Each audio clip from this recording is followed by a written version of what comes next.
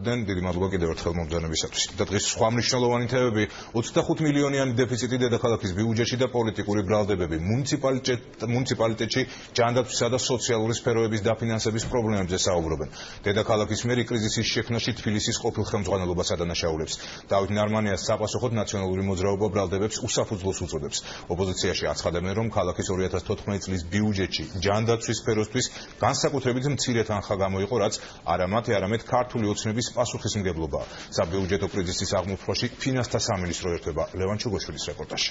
დაახლოებით 25 მილიონი ლარი ეს არის დეფიციტის მოცულობა, დავით ნარმანიამ საბიუჯეტო დეფიციტი მუშაობის დაწყებიდან 3 კვირაში აღმოაჩინა. დედაქალაქის მერი ამბობს, რომ ჯანდაცვის და სოციალურ სფეროში 25 მილიონიანი გარღვევა არის, გამოც მთავრობას შესაძლოა სესხის აღებაც კი მოუხდეს.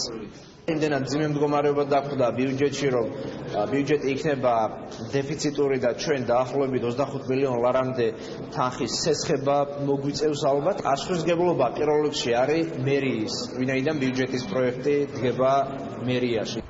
ფინანსური დეფიციტის გამო ქალაქის გამგეობებმა შესაძლოა მოქალაქეთა მკურნალობის თანადაფინანსება ვეღარ მოახერხონ. შეფერხებები ექმნება სოციალური დახმარებების გაცემასაც.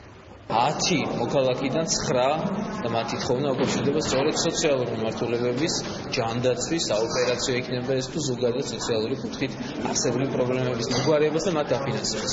სამწუხაროდ სწორედ ამ მუხში, რომელიც გაზრდილი მოთხოვნების დაფინანსებისთვის უნდა ყოფილიყო თანხა, ამ მუხში სამწუხაროდ ძალიან დამოწურულია თანხები.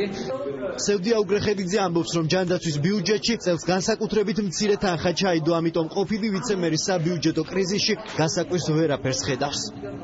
ბიურო იძლეოდა თანხმობას ყველა პროექტზე, ერთ თეთრსაც ვერ დახარჯავდა მერია მათი თანხმობის გარეშე და ხშირად გვიანდებოდა კიდევაც ეს საჭიროებები.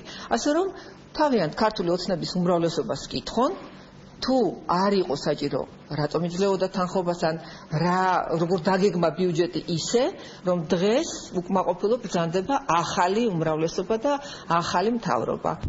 საბიუჯეტო კრიზისზე ინფორმაცია უკვე მიიღო ფინანსთა სამინისტრომ. ხადურმა და ნარმანიამ ამ თემაზე კონსულტაციებიც გამართეს.